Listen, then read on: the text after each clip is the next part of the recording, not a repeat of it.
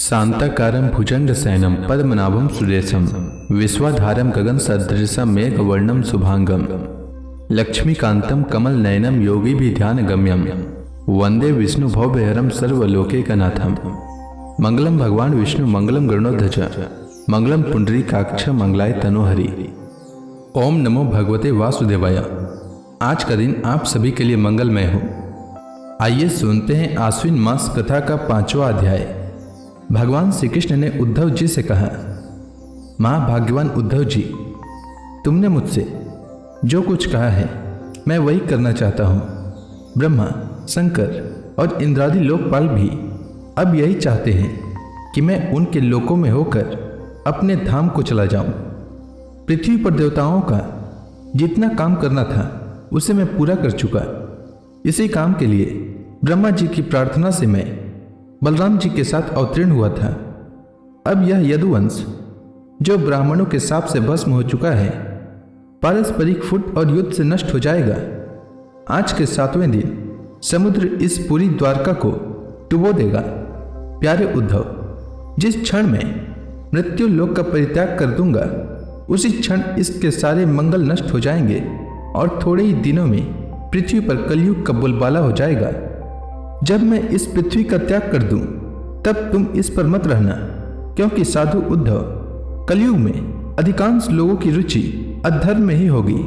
अब तुम अपने आत्मीय स्वजन और बंधु बांधवों का स्नेह बंधन छोड़ दो और अनन्य प्रेम से मुझ में अपना मन लगाकर समदृष्टि से पृथ्वी में स्वच्छंद विचरण करो। इस जगत में जो कुछ मन से सोचा जाता है, वाणी से कहा जाता है, नेत्रों से देखा जाता है और श्रवण आदि इंद्रियों से अनुभव किया जाता है, वह सब नाशवान है, सपने की तरह मन का विलास है, इसलिए माया मात्र है, मिथ्या है, ऐसा समझ लो।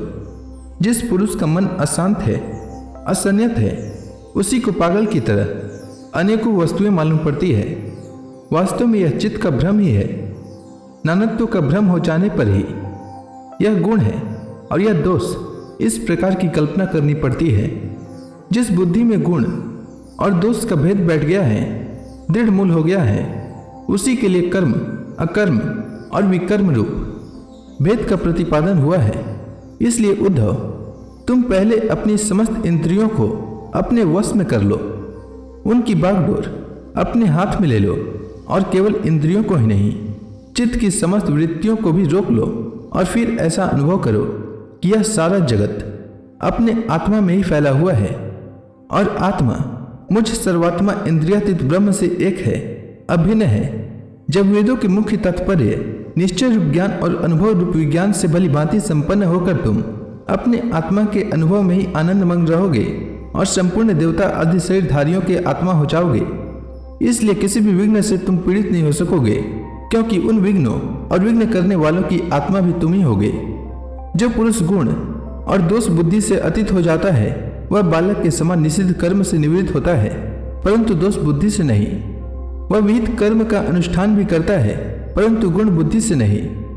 जिसने श्रुतियों के तात्पर्य का यथार्थ ज्ञान ही नहीं प्राप्त कर लिया, बल्कि उसका साक्षात्कार भी कर लिया है और इस प्रकार जो अटल निश्चय से संपन्न हो गया है, वह समस्त प्राणियों का हितैषी सुहृद होता है और उसकी वृत्तियां सर्वथा शांत रहती है। वह समस्त प्रतीयमान विश्व को मेरा ही स्वरूप, आत्म स्वरूप देखता है, इसलिए उसे फिर कभी जन्म मृत्यु के चक्कर में नहीं पड़ना पड़ता। श्री सुखदेव जी कहते हैं, परीक्षित, जब भगवान श्री कृष्ण ने इस प्रकार आदेश दिया तब भगवान के परम प्रेमी उद्धव जी ने उन्हें प्रेरणा करके तत्व ज्ञान की प्राप्ति की इच्छा से यह प्रश्न किया। उद्धव जी ने कहा, भगवान, आप ही समस्त योगियों की गुप्त पूंजी योगों के कारण और योगेश्वर हैं। आप ही समस्त योगों के आधार, उनके कारण और योग स्वरूप भी हैं। आपने मेरे परम कल्याण के लिए उस संन्यास रूप त्याग का उपदेश किया है, परंतु अनंत जो लोग विषयों के चिंतन और सेवन में घुल मिल गए हैं, विषयात्मा हो गए हैं, उनके लिए विषय भोगों और कामनाओं का त्याग अत्यंत कठिन है। सर्वस्वरूप उसमें भी जो लोग आपसे विमुख हैं, उनके लिए तो इस प्रकार का त्याग सर्वथा असंभव है, ऐसा मेरा निश्चय है। प्रभु, मैं भी ऐसा ही हूँ। मेरी मति इतनी मूढ़ हो गई है कि यह मैं हूँ यह मेरा है, इस भाव से मैं आपकी माया के खेल, देह और देह के संबंधी स्त्री, पुत्र, धन आदि में डूब रहा हूं। अतः भगवान, आपने जिस संन्यास का उपदेश किया है उसका तत्व मुझ सेवक को इस प्रकार समझाइए कि मैं सुगमता पूर्वक उसका साधन कर सकूं। मेरे प्रभु, आप भूत, भविष्य, वर्तमान इन तीनों कालों से अबाधित एक रस सत्य हैं। आप दूसरे के द्वारा प्रकाशित नहीं, स्वयं प्रकाश आत्म स्वरूप हैं। प्रभु, मैं समझता हूँ कि मेरे लिए आत्म तत्व का उपदेश करने वाला आपके अतिरिक्त देवताओं में भी कोई नहीं है। ब्रह्मा आदि जितने बड़े बड़े देवता हैं वे सब शरीराभिमानी होने के कारण आपकी माया से मोहित हो रहे हैं। उनकी बुद्धि माया के वश में हो गई है। यही कारण है कि वे इंद्रियों से अनुभव किए जाने वाले बाह्य विषयों को सत्य मानते हैं। इसलिए मुझे तो आप ही उपदेश कीजिए। भगवान, इसी से चारों ओर से दुखों की दावाग्नि से जलकर और विरक्त होकर मैं आपकी शरण में आया हूँ।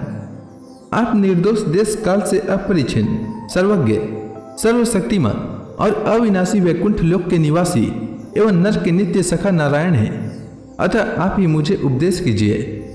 भगवान श्री कृष्ण ने कहा, उद्धव, संसार में जो मनुष्य यह जगत क्या है, इसमें क्या हो रहा है इत्यादि बातों का विचार करने में निपुण है, वे चित्त में भरी हुई अशुभ वासनाओं से अपने आप को स्वयं अपनी विवेक शक्ति से ही प्रायः बचा लेता है।